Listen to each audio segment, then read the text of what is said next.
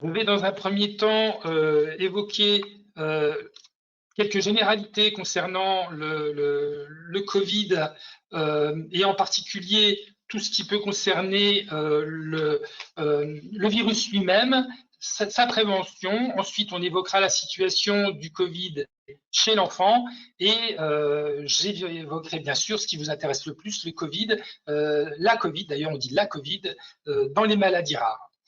Je vais m'appuyer sur un grand nombre de diapositives qui sont issues d'un groupe de pédiatres qui est particulièrement concerné par la Covid, qui s'appelle Infovac France et qui met à disposition les diapositives. Donc, ça m'a rendu un grand service pour préparer cette communication. Alors, quelques généralités pour dire que cette pandémie a absolument révolutionné la vie mondiale, hein, à la fois sur le plan de l'économie, sur nos rapports aux autres, sur notre fonctionnement quotidien. Moi, je suis très frappé par le fait qu'elle a surtout fait perdre beaucoup de bon sens à beaucoup de gens, en particulier un nombre d'experts qui s'est multiplié dans les médias et chacun est devenu expert dans son domaine et probablement dans le domaine du voisin. Et ça a posé évidemment beaucoup de problèmes de crédibilité, puisqu'on avait des arguments d'un côté, des oppositions de l'autre, et puis chacun a changé d'avis. Et c'est devenu extrêmement difficile et complexe de se faire un véritable avis satisfaisant.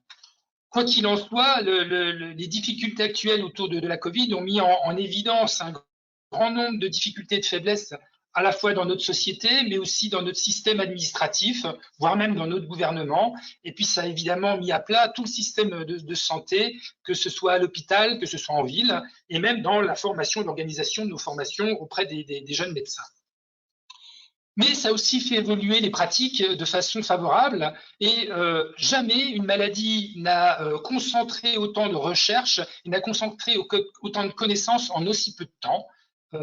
Toutes les publications autour de cette thématique sont quasi immédiates et libres. Alors tellement libres qu'elles sont accessibles au grand public, aux médias, et avec des points négatifs autour de cette communication, puisque les médias lisent un titre, lisent une conclusion et diffusent immédiatement l'information sans regarder le fond du problème et sans avoir vérifié la validité de tout ce qui était concentré dans les publications. Et puis l'autre grande difficulté, c'est qu'on est devant un puzzle de connaissances que j'ai illustré sur les schémas sur le côté de la diapositive.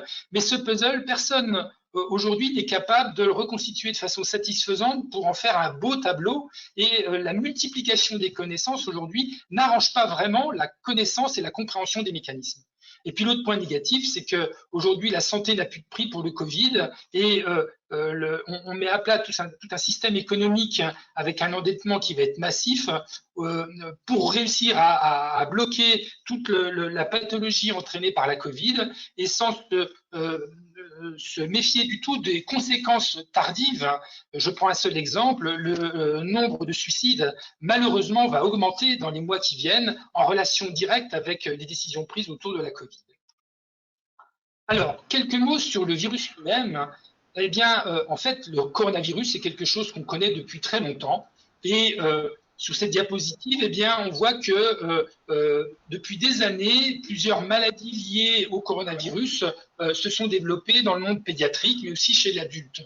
On a deux épidémies qui sont apparues, l'une en 2002 en Chine et l'autre dans le Moyen-Orient.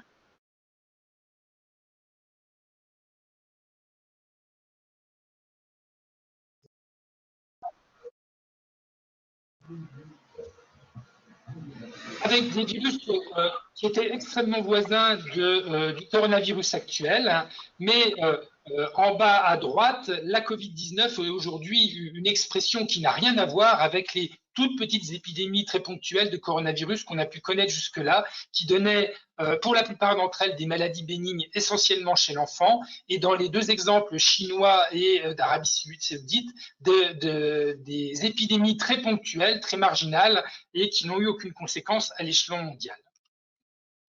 Alors, ce virus, qu'entraîne-t-il? Eh bien, on peut reprendre sur ce schéma le moment où un individu est contaminé, eh bien, il va rentrer dans ce qu'on appelle la phase d'incubation, c'est-à-dire que pendant quelques jours, il ne va strictement rien se passer. Et les premiers symptômes vont généralement apparaître au bout de 7 jours après le contact avec le contaminateur. Le modèle est ensuite assez facile à reproduire. Les symptômes sont soit inexistants, soit bénins pendant une semaine. Et dans l'immense majorité des cas, plus de 90% des cas, la maladie va en rester là. C'est-à-dire que les symptômes vont rester bénins pendant une semaine et ensuite vont progressivement disparaître. Dans un cas rare et essentiellement chez l'adulte, et ce d'autant que cette personne est à risque, on y reviendra tout à l'heure, l'individu peut développer une forme grave sans qu'on ait absolument aucun moyen, avant l'apparition des symptômes graves, de savoir si la personne qui est porteuse de symptômes bénins va devenir grave ou pas. Cette aggravation, elle survient assez classiquement au 8-9e jour de la maladie, et auparavant, nous n'avons pas les moyens de savoir si un individu va faire une forme grave ou bien si cette forme va s'arrêter aux symptômes bénins. Évidemment, la gravité va être plus ou moins longue et va plus ou moins laisser des séquelles chez les individus. À noter qu'un certain nombre de patients font des formes bénignes, mais qui pourtant vont laisser des séquelles à long terme relativement prolongées, en particulier une grande fatigue. La contagiosité, elle va précéder les symptômes. Et ça, c'est un élément très important. Généralement, on commence à être contagieux alors que les symptômes n'apparaîtront que 2 à 4 jours plus tard. C'est ce qui fait toute la difficulté de cette maladie, car un grand nombre d'individus est contagieux avant de présenter les symptômes et va donc potentiellement disséminer le virus avant de se savoir lui-même malade. Cette contagiosité, elle diminue au bout d'une semaine après les symptômes.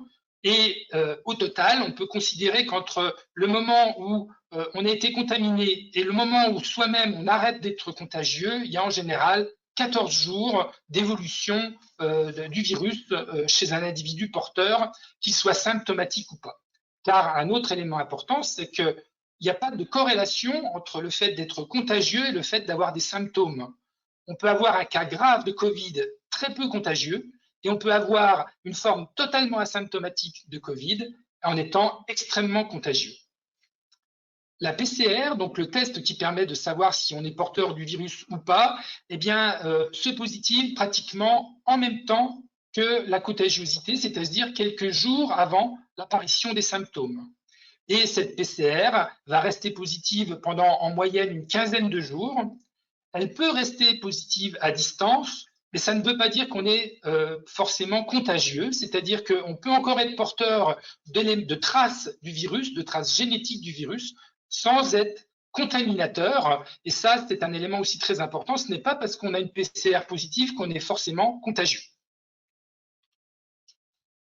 Alors, la première vague a permis d'identifier un grand nombre de facteurs de risque que je vais qualifier de facteurs de risque adultes. Ça veut donc dire que chez certains adultes, et c'est directement corrélé à l'âge de l'individu, lorsqu'on cumule des facteurs de risque, on va augmenter le risque d'avoir des formes graves, voire des formes aboutissant à un décès. Donc sur cette diapositive, vous avez représenté les résultats issus des 10 000 premiers décès. Je suis désolé de parler de façon aussi morbide, mais il faut insister sur les éléments factuels. On a analysé les 10 000 premiers décès français et on s'est rendu compte que chez 2 tiers des décès, eh bien, il y avait des facteurs de risque qui étaient faciles à décrire. En général, les facteurs de risque les plus souvent représentés, ce sont des facteurs de risque cardiovasculaires, avec des patients qui avaient une maladie cardiovasculaire connue, identifiée, une insuffisance cardiaque, une hypertension artérielle, le plus souvent mal maîtrisée. Et puis les autres facteurs de risque qu'on a pu décrire sont liés essentiellement à l'obésité, à l'existence d'un diabète, qu'il soit insulinodépendant ou pas, ce n'est pas le problème, c'est de l'équilibre du diabète qui rend le facteur de risque, et puis des pathologies neurologiques et rénales. Donc 2 tiers des patients décédés avaient, avant la Covid, des symptômes déséquilibrés de maladies cardio-respiratoires, de maladies métaboliques de type obésité ou diabète. Alors, ce qu'on a essayé de comprendre, et là on est encore dans l'expectative, c'est pourquoi il y a autant de différences entre les pays, pourquoi il y a eu autant de morts dans le nord de l'Italie et pas dans le sud. Pourquoi est-ce qu'à un jour donné, il y a eu en Équateur une hécatombe avec des dizaines et des centaines de morts dans certaines villes? Et puis pourquoi, dans d'autres pays qui ont pris des mesures assez opposée à celle qu'on a pu prendre en Europe, eh bien, on a considéré que il y avait un véritable succès stratégique. Et puis 3 mois plus tard, on s'est rendu compte que cette stratégie, en fait, n'a pas été opérationnelle. Et c'est le cas de la Suède, où pendant des semaines, il n'y a pas eu de mesures de confinement. Et c'était un exemple de réussite de politique de santé. Et puis 3 mois plus tard, on s'est rendu compte que finalement, la mortalité en Suède était strictement équivalente à celle de la France, où un dispositif de confinement avait été instauré. Alors, beaucoup d'explications ont été proposées. La saison, et on sait que l'hiver a été impliqué. On s'est dit pendant l'été ça va se calmer, mais dans l'hémisphère sud finalement on n'a pas eu les mêmes données et ils ont eu une poussée épidémique pendant leur printemps et leur été austral. L'âge de la population ne suffit pas à expliquer la gravité de la maladie et les poussées épidémiques plus importantes dans un certain nombre de secteurs par rapport à d'autres. Des éléments comme la vitamine D ou l'existence d'une vaccination contre la tuberculose ont été proposés comme explication, et même l'immunité de groupe, c'est-à-dire le fait que dans certaines populations, il y avait des réactions immunitaires plus adaptées que d'autres, ne sont pas aujourd'hui des explications qui expliquent ces grandes différences d'un pays à l'autre. Ce qu'on sait aujourd'hui de façon formelle, et ça, je vais un petit peu insister là-dessus, c'est qu'il existe des supercontaminateurs. C'est-à-dire qu'au sein d'une population, il y a des individus qu'on ne sait pas différencier des autres, qui vont probablement contaminer 30, 50, 100 personnes, alors que d'autres individus qui ont les mêmes caractéristiques n'auront une capacité de contamination que d'1 ou 2 personnes. Et ces supercontaminateurs, ce sont eux qui sont probablement les responsables de risques multipliés dans certaines zones de la population. Alors, comment se transmet le SARS-CoV-2, donc le virus responsable? Cette transmission, on le sait aujourd'hui, elle est liée à ce qu'on appelle le mode gouttelette. C'est-à-dire qu'à chaque fois que l'on parle, que l'on tousse, que l'on chante, que l'on siffle, eh bien, on émet des gouttelettes de moyenne et de grosse taille. Ces gouttelettes retombent sur le sol dans un périmètre d'à peu près 2 mètres autour de soi et elles persistent très peu de temps dans l'atmosphère. Par contre, ces gouttelettes se déposent sur les surfaces et les objets. Et donc, les modes de contamination sont faciles à comprendre. Soit on est en contact direct avec la gouttelette en face de l'individu contaminant, eh bien, on va recevoir le virus en direct. Soit on a un contact indirect par le biais des surfaces et des objets que l'on va toucher alors qu'elles ont été contaminées, et soi-même, en ayant les mains contaminées, eh bien, on va toucher les muqueuses, l'œil, la bouche, et on va s'auto-contaminer à partir d'un contact sur une surface. Et pour se prémunir de ça, il n'y a pas 50 originalités. Les mesures correctives qui permettent de prévenir la contamination, c'est le masque chirurgical, c'est l'hygiène des mains et c'est l'hygiène des surfaces. D'autres artifices, d'autres mesures complémentaires ont été proposées, par exemple des lunettes, mais on sait aujourd'hui que l'efficacité de la protection de ces lunettes est relativement médiocre. Et puis, il y a un deuxième constat qui est fait aujourd'hui, c'est le rôle des micro-gouttelettes. Ces micro-gouttelettes, elles sont émises avant qu'on ne soit symptomatique, donc chez des sujets qui n'éternuent pas, qui ne toussent pas, et alors qu'ils ont une quantité de virus élevée, eh bien, ils les transmettent dans des micro-gouttelettes qui vont flotter dans l'atmosphère, et c'est ce qu'on appelle la transmission air. C'est-à-dire que dans une salle, eh bien, il va y avoir des micro-gouttelettes qui vont flotter dans l'air pendant plusieurs minutes, qui ne vont pas se déposer dans les surfaces, et ces micro-gouttelettes, pour les évacuer, il n'y a pas 36 solutions, c'est l'aération. Donc, c'est l'ouverture des fenêtres et l'aération des pièces régulières, en particulier dans les pièces où il y a eu plusieurs individus en même temps. Eh bien, il faut penser à aérer régulièrement pour chasser ces micro-gouttelettes vers l'extérieur. Alors, je reviens un petit peu sur le port du masque parce que ça a fait l'objet de grands débats dans un premier temps parce qu'on n'en disposait pas tout simplement et donc on a beaucoup discuté sur l'intérêt ou pas du port du masque. Eh bien, on sait aujourd'hui que 95% des clusters, c'est-à-dire des zones de contamination importantes, ont été dans des zones de contamination en milieu fermé. Tout simplement parce que les gens sont proches les uns des autres, parce que la contamination air fait qu'on se transmet des uns aux autres à proximité des uns des autres. Et on sait aujourd'hui que le port du masque est la seule façon de pouvoir limiter ces clusters en milieu fermé. Donc, ce port du masque est absolument indispensable en milieu fermé. En milieu ouvert, c'est-à-dire à l'extérieur, le port du masque a été démontré comme étant utile si la distanciation ne peut pas être assurée, par exemple dans les transports en commun, par exemple dans les lieux d'attente, eh bien là, il est nécessaire de porter un masque. Donc là où il y a beaucoup de personnes, et c'est d'autant plus vrai si le temps de contact est prolongé, supérieur à 15 minutes. Donc, je récapitule les mesures barrières, elles sont extrêmement simples. C'est le port du masque, les mesures d'hygiène, de nettoyage des surfaces en particulier, les mesures de distanciation au minimum 1 mètre, voire 1,50 m, et puis l'aération des pièces qui participent dans les milieux fermés à limiter le transport des micro-gouttelettes. Les masques, quelques diapositives pour vous montrer qu'il faut être extrêmement rigoureux dans la façon de les porter. Ce n'est pas en dessous du nez, mais le nez doit bien être couvert. C'est évidemment pas sur le menton. Et quand on le porte sur le menton, on contamine nos habits, on contamine le menton, ce qui est évidemment déplorable. Les attaches du masque doivent être portées des deux côtés et il ne faut surtout pas mettre les mains sur le masque. On altère les capacités de filtration et on souille les mains par ce tic, ce réflexe qu'on a chez la plupart d'entre nous à porter les mains sur le masque. Lorsqu'on met le masque ou on le retire, il faut se désinfecter avec un gel hydroalcoolique. Alors, ces mesures de distanciation, elles s'expliquent tout simplement parce qu'en population générale, un individu va transmettre à 1, 2, 3 personnes en général, pas plus. Le mode de contamination plus classique à l'échelon individuel, c'est au maximum 3 individus. Mais il y a ces fameux patients contaminateurs qui, eux, vont être capables de contaminer 30, 50 personnes. Le but du traçage tel qu'il est élaboré aujourd'hui et qui tente d'être diffusé partout dans la population, c'est de pouvoir bloquer ces super contaminateurs, puisque eux, ils sont responsables des clusters qui déclenchent des phénomènes épidémiques très impressionnants. Et évidemment, ces super contaminateurs, la logique, c'est de pouvoir les confiner dès que possible pour empêcher la multiplication des cas contacts qui sont potentiellement eux-mêmes super contaminateurs.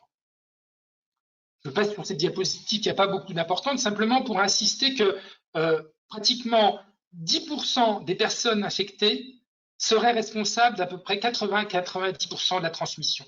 Ça veut dire que les multiples individus isolés qui vont contaminer une personne, ce ne sont pas eux qui sont responsables de l'épidémie. Ils ne transmettent qu'à une personne et il n'y a pas de difficulté avec ça. C'est facile de maîtriser une épidémie lorsqu'on a 1 ou 2 cas contacts par individu.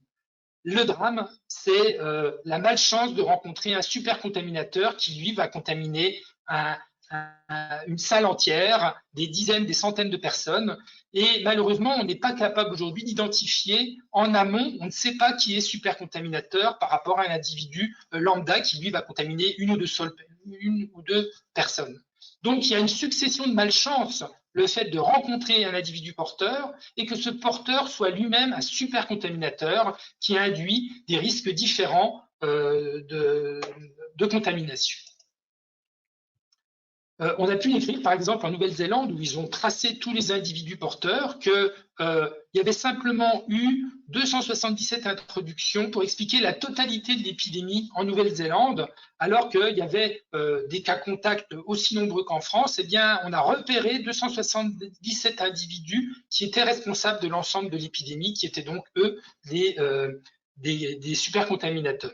Je cite ici l'exemple en Corée du Sud d'une seule femme qui a généré plus de 5000 cas contacts connus, positifs, dans un groupe de méga-églises. C'est un petit peu ce qu'on a connu à Mulhouse en début d'épidémie lors de la première vague. Il y a probablement eu un super contaminateur dans un milieu fermé qui a généré une épidémie massive et qui a entraîné ce drame dans la région du Haut-Rhin. Alors, ces supercontaminations, j'insiste beaucoup parce que c'est ce qui a conduit aux décisions politiques de confinement et d'organisation de ce qu'on a vécu pendant le confinement. Eh bien, les lieux de supercontamination, ils sont bien connus. Ce sont les fêtes familiales, en particulier les mariages. Ce sont les lieux de culte, ce qui a conduit à des prises de décision très, très mal vécues, aboutissant à autoriser simplement 30 personnes dans les lieux de culte ça vient d'être abandonné, mais ça explique pourquoi la décision a été prise. Ce sont les chorales où évidemment les gens chantent et projettent des macro-gouttelettes, les gymnases, les funérailles qui sont des fêtes familiales, en tout cas on peut les appeler comme ça, mais j'insiste un petit peu, les bars, les pubs, les restaurants, tous ces lieux conviviaux où les gens portent plus ou moins bien le masque, eh bien ce sont des lieux très connus de contamination et de supercontamination. Et ça explique que malgré le déconfinement actuel, on maintient fermés les bars et les restaurants. Donc, c'est la conjonction de plusieurs facteurs qui créent des contaminations de grande ampleur, vous l'avez compris, le contact prolongé, la mauvaise ventilation, la promiscuité et puis la présence d'un supercontaminateur dans un milieu qui va créer un haut potentiel de diffusion du virus. Alors, j'en viens maintenant à la situation chez les enfants. Très tôt, on s'est rendu compte qu'il y avait une distinction à faire entre les enfants et les adultes. Et la Société française de pédiatrie a émis un certain nombre de recommandations concernant en particulier la réalisation d'un test diagnostique chez l'enfant. Eh bien, ces PCR, donc ces tests pour repérer des enfants porteurs du virus, répondent à des critères que je ne vais pas développer ici, mais tous les médecins ont été informés de ces prises de décision conduisant à ce qu'on ne multiplie pas les PCR chez l'enfant, et ce d'autant que ces PCR sont douloureuses. Cette situation, elle évolue puisqu'on dispose aujourd'hui, on va disposer très prochainement des tests antigéniques. Et donc, j'ai mis sur ce tableau la comparaison de l'intérêt de la PCR par rapport aux tests de diagnostic rapide antigénique. Et aujourd'hui, très clairement, moi, je prône la réalisation des tests de diagnostic rapide plutôt que des PCR qui sont douloureuses, qui coûtent cher et qui en plus mettent des jours et des jours avant d'émettre un résultat. Donc aujourd'hui, si on obtient enfin la diffusion de ces tests antigéniques, ce seront ces tests-là qui devront être réalisés chez l'enfant en priorité. Alors voilà une diapositive qui va tous vous intéresser. On sait aujourd'hui qu'il y a une grande différence entre l'adulte à gauche en termes d'expression des symptômes, en termes de gravité de la maladie, d'hospitalisation dans les services de réanimation, voire de décès. Et donc cette diapositive représente bien l'écrasement de la pyramide chez l'enfant. On a une proportion d'asymptomatiques qui est beaucoup plus élevée que chez l'adulte, de faiblement symptomatiques également, si bien qu'on a très peu, mais extrêmement peu, vous allez voir tout de suite, de cas hospitalisés et encore moins de cas sévères ou de décès. Quelles sont les raisons qui font que les enfants sont à la fois moins contaminés, moins contaminants et développant des maladies moins graves? Les raisons sont probablement multiples. Je vais en résumer quelques-unes. La plupart des enfants ont moins de comorbidités. Alors évidemment, on parlera après des maladies rares où là, il y a des comorbidités. Ils ont une capacité de réparation tissulaire qui est meilleure que l'adulte.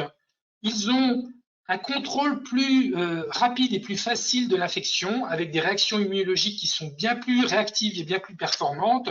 Et surtout, les enfants font l'objet d'agressions virales beaucoup plus fréquentes que les adultes, et donc ils ont un système immunitaire qui est plus entraîné et qui permet de se protéger plus facilement d'agressions virales, beaucoup plus facilement que les adultes et encore plus facilement que les personnes âgées. Et puis les enfants ont des caractéristiques d'expression génétique qui font qu'ils n'expriment que très peu un gène dont on sait aujourd'hui qu'il est probablement à l'origine de la décompensation d'une maladie grave chez les adultes. Eh bien, chez les enfants, cette expression de gène est moins importante et ça les protège des formes graves. Ça, on en est absolument certain. Donc, c'est le cumul de ces raisons différentes qui aboutissent à ce que chez l'enfant, la maladie soit moins grave. Et aujourd'hui, on a des chiffres qui sont extrêmement précis pour dire qu'il y a jusqu'à 10 000 fois moins de décès chez l'enfant par rapport à l'adulte, 1000 fois moins de formes graves, 100 fois moins d'hospitalisation, 10 fois moins de malades, et que les PCR sont 2 à 5 fois moins positives chez l'enfant que chez l'adulte. Et on a aujourd'hui une claire démonstration pour dire que les enfants sont moins contagieux que les adultes, et donc ça les protège également qu'ils soient porteurs de facteurs de risque, on va y revenir, ou pas, les enfants sont indiscutablement protégés de la Covid-19 par rapport aux adultes. Alors, quels symptômes présentent les enfants? Eh bien, c'est difficile parce qu'en fait, il n'y a rien de spécifique. Aucun symptôme ne va dire, tiens là, il y a peut-être une Covid qui se développe chez mon enfant. Donc, les enfants présentant la maladie vont avoir un peu de fièvre, des signes respiratoires, une toux, des sifflements. 25% des enfants présentent une diarrhée. Ils ont une gêne à l'alimentation, une dysphagie. Et puis ensuite, beaucoup plus rarement, des signes sur la peau et des signes neurologiques, mais qui sont extrêmement rares. Avant 10 ans, on trouve très très peu de perte du goût et de l'odorat, alors que c'est plus fréquent et plus classique chez l'adulte. Et ils ont beaucoup moins de signes périphériques avec ce rougissement puis bleuissement des extrémités qu'on appelle l'acrocyanose. Donc finalement, il n'y a pas de signe spécifique chez l'enfant, et un enfant qui présente ces symptômes-là est plus suspect d'une infection virale banale qui n'a rien à voir avec le Covid que de la Covid elle-même.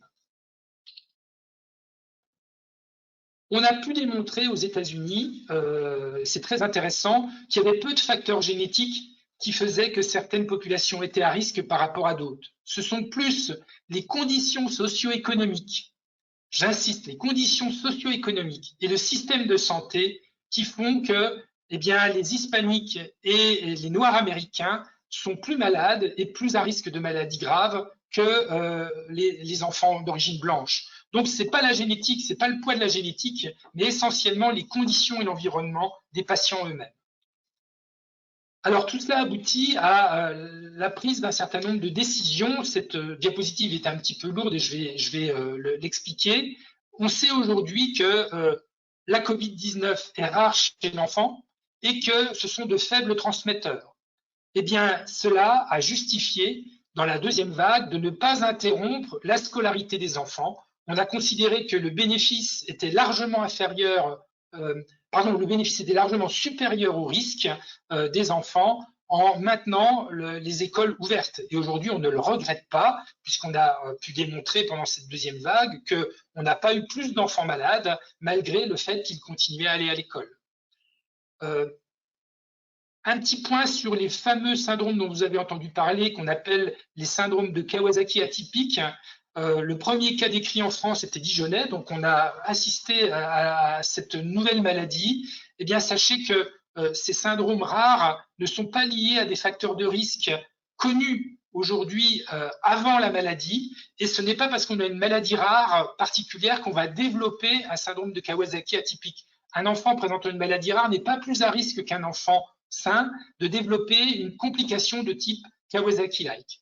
Aujourd'hui, il y a 350 enfants qui ont été décrits en France avec ce type de syndrome. Tous les médecins le connaissent et savent les identifier. Et il n'y a pas de lien entre le fait d'avoir un facteur de risque connu de maladie et le fait de développer un syndrome de Kawasaki. Il y a beaucoup de recherches actives pour essayer de comprendre ce phénomène qui est en fait lié à une réactivité excessive de l'immunité qui s'emballe et qui finit par donner des complications non pas liées au virus, mais liées à la réaction du corps, de l'organisme, pour essayer de lutter contre le virus.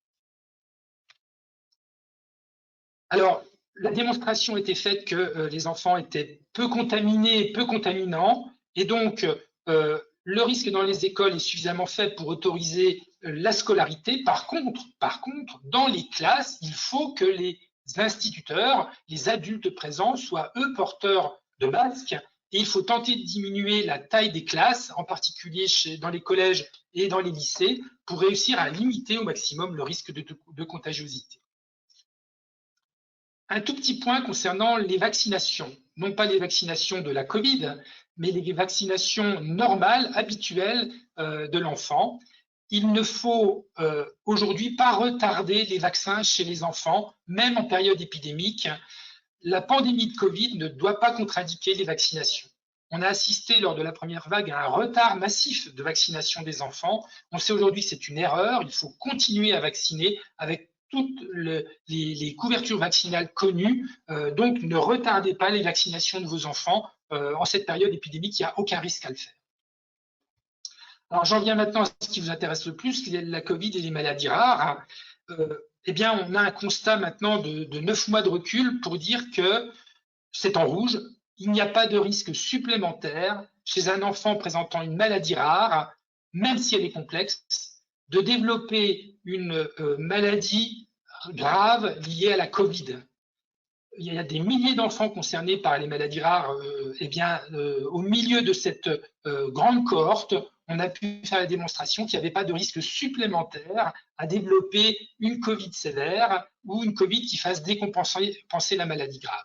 Donc, la situation de votre enfant, elle est comparable à un enfant qui n'est pas porteur de maladie, avec une contagiosité, un risque de contamination et un risque de maladie qui est très, très modeste par rapport à ce qu'on connaît chez l'adulte et encore pire chez les personnes âgées.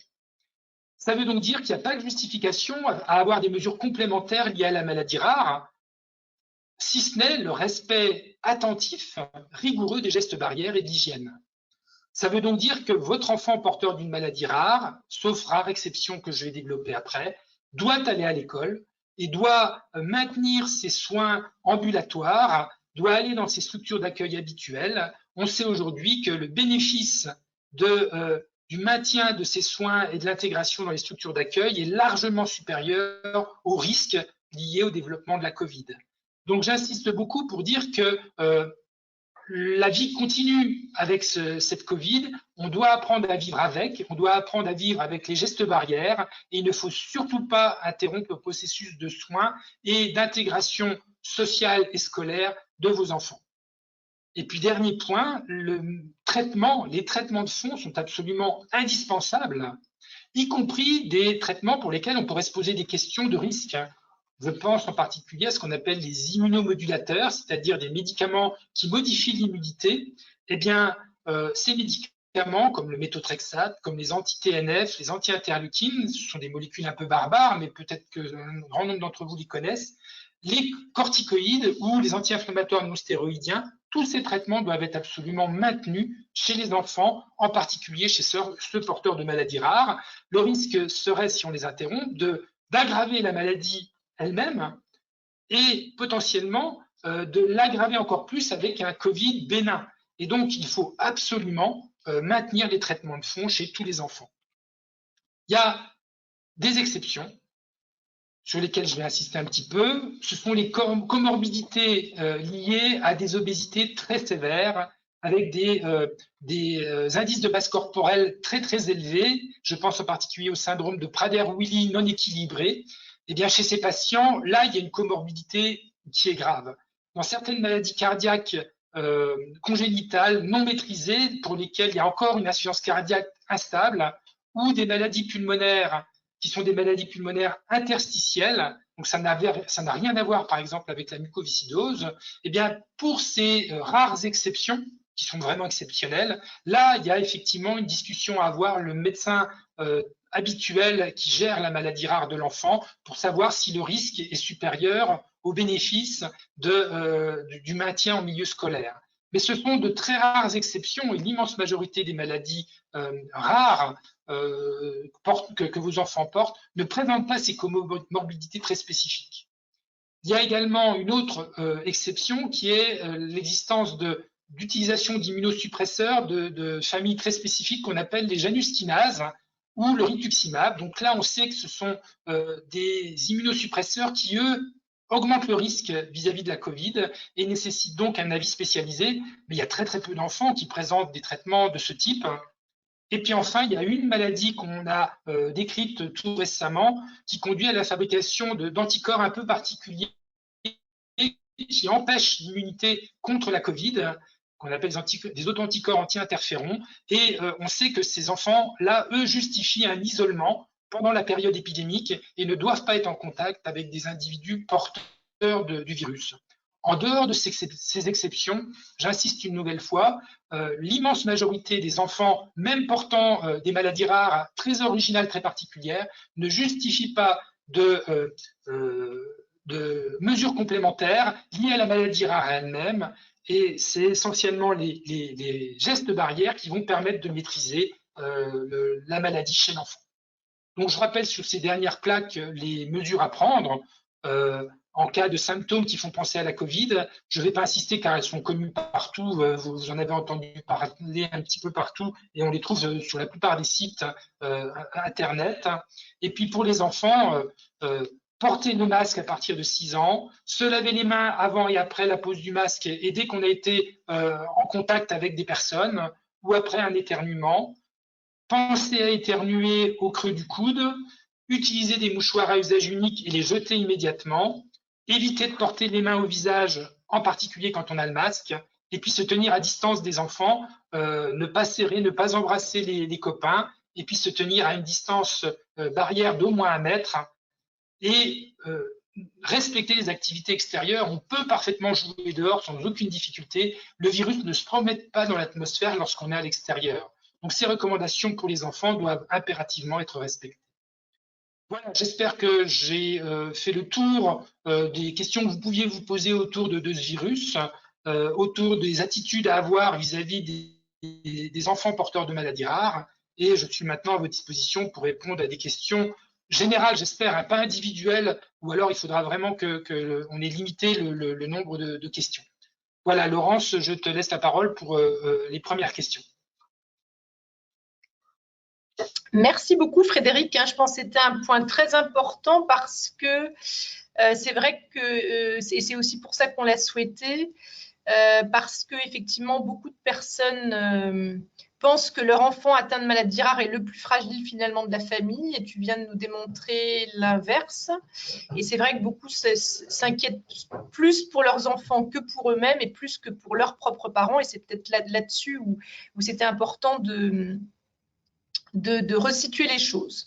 Donc déjà, tu as, alors chacun peut commencer à y aller pour les questions. Donc il y en a une qui est arrivée à côté de remerciements sur le fait que c'était très éclairant et bien précis.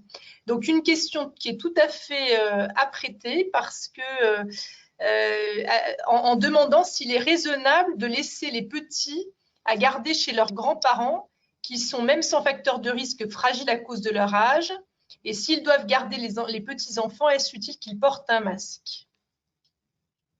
Alors, la question est totalement d'actualité et c'est une question qu'on nous pose de façon pluriquotidienne. Aujourd'hui, les individus à risque, ce ne sont pas les enfants, mais bien les grands-parents. Et les grands-parents, ça veut dire que ça commence à 55-60 ans. Durant la deuxième vague, on a pu assister dans les services de réanimation à la prise en charge de patients Covid à partir de 30, 40, 50 ans et avec des individus qui n'avaient pas forcément de facteur de risque. Donc, moi, la réponse individuelle, elle est de limiter au maximum la transmission vers les grands-parents. Et donc, les modes de garde doivent être adaptés pour empêcher la contamination des personnes qui sont plus à risque que vos propres enfants.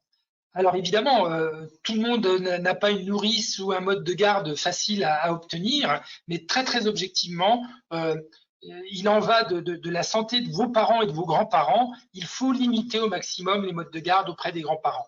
J'en viens même à parler de Noël. À titre individuel, moi je recommande de ne pas passer les fêtes de Noël avec les grands-parents. Faites-le en FaceTime, faites-le de façon numérique très large, mais augmenter le risque que les parents et les grands-parents soient contaminés pour une fête très importante, je ne la nie surtout pas, mais ça va complètement effondrer les résultats du confinement qu'on est en train de lever aujourd'hui. Donc il faudra limiter au maximum les contacts, pas plus de 6 personnes dans une pièce par exemple, et si les grands-parents sont là, il faudra que chacun, enfant comme grands-parents, soit porteur du masque.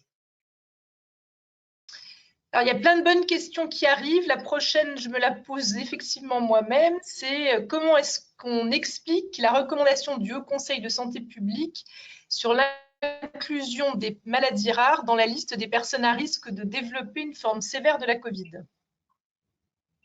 Bien parce que les maladies rares, elles existent chez l'enfant, mais également chez l'adulte. Et chez l'adulte, et en particulier chez les personnes plus âgées, à partir de 30, 40 ans, là, on sait que la susceptibilité individuelle va augmenter avec les facteurs de risque liés à une atteinte respiratoires, cardiaques, hépatiques ou digestives. Et donc, maladies rares, ça englobe la totalité de la population et pas spécifiquement les enfants. Donc, c'est pour ça que c'est listé dans la liste du ministère, parce qu'ils ont toujours besoin d'être très exhaustifs. Mais je le répète, et la plupart des filières de maladies rares ont étudié le problème de façon très, très sensible. Je pense en particulier aux filières respiratoires, aux filières cardiaques et aux filières rhumatologiques. Et la mucoviscidose, partout dans ces filières, on a pu faire la démonstration que chez l'enfant, j'insiste bien chez l'enfant, la maladie rare n'augmente pas le risque de faire une Covid plus sévère. Merci. On a une autre question qui demande s'il y a des différences à faire chez les enfants en fonction de leur âge. Par exemple, un enfant de 5 ans est dans la même position qu'un enfant de 13 ans qui serait du coup préado.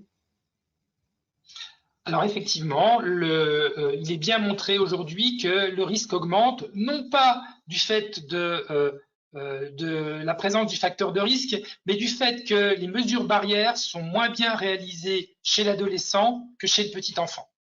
C'est-à-dire que les contacts répétés avec des groupes nombreux sont plus importants chez l'adolescent.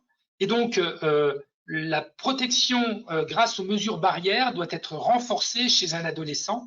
Et ce n'est pas le fait d'avoir une maladie rare qui fait qu'on augmente le risque, c'est le fait d'être adolescent et de vivre dans un groupe d'adolescents qui crée ce risque. Donc, les mesures barrières doivent être répétées. Il faut insister beaucoup auprès des adolescents pour limiter au maximum les facteurs de risque liés au contact sans respecter les mesures barrières. Merci. Une autre demande de précision par rapport à la question des cardiopathies congénitales pour, je dirais, vérifier que quand une cardiopathie congénitale est opérée, contrôlée, surveillée, est-ce que tu confirmes qu'elle n'est pas considérée comme comme un risque supplémentaire?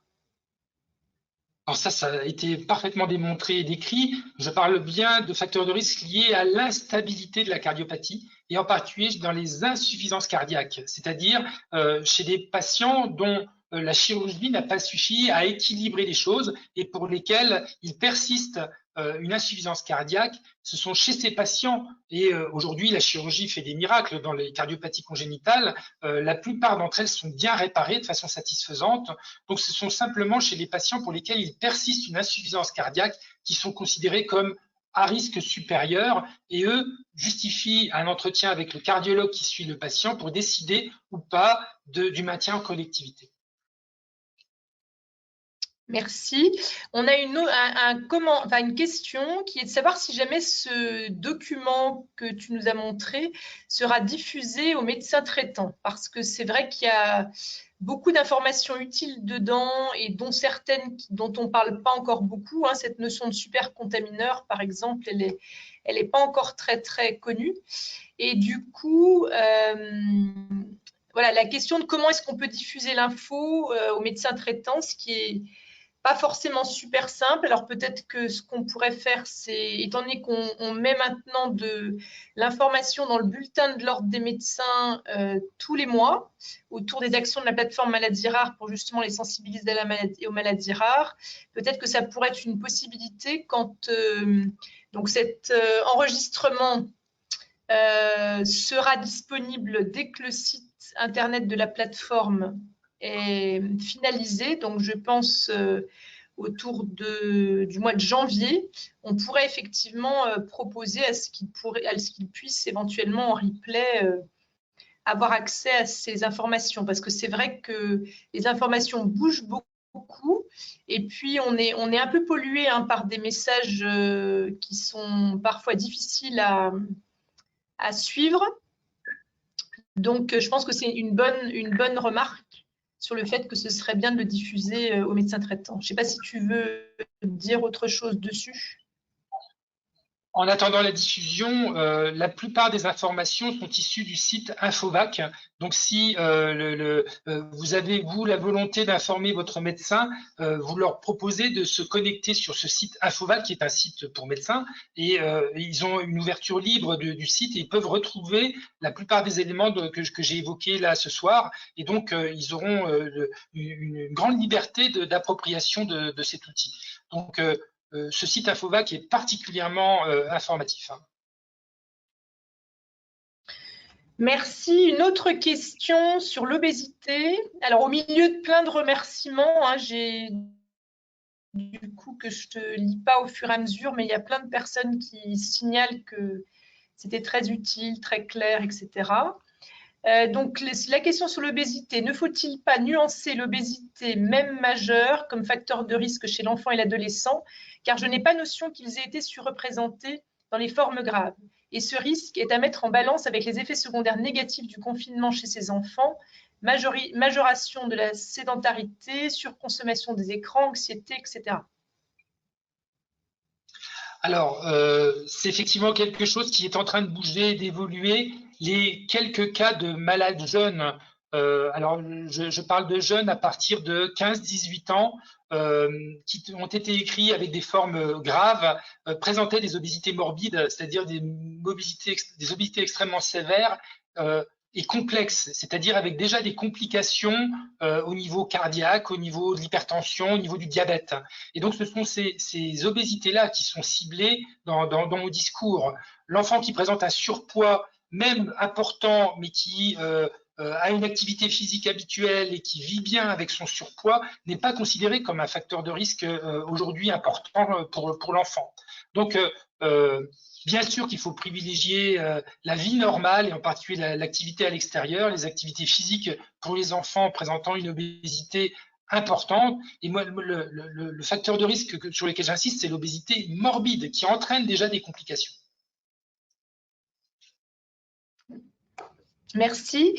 Par rapport à la réponse que tu as faite tout à l'heure sur les maladies cardiaques, il y a une demande de précision sur ce que tu entends par maladie cardiaque non maîtrisée avec insuffisance cardiaque instable.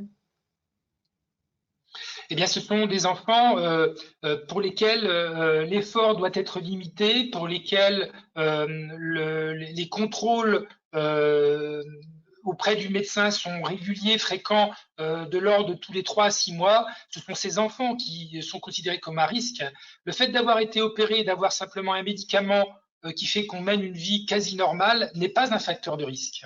Donc, c'est pour des enfants pour lesquels l'équilibre est précaire, avec des contrôles réguliers et habituels chez le cardiologue, ce sont ces enfants-là qui justifient d'avoir un avis individuel de la part du cardiologue pour prendre la décision d'autoriser la vie en collectivité, l'école et des mesures complémentaires.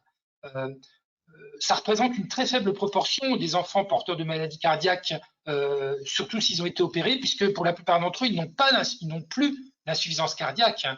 En étant opérés, ça permet d'empêcher l'installation d'une insuffisance cardiaque.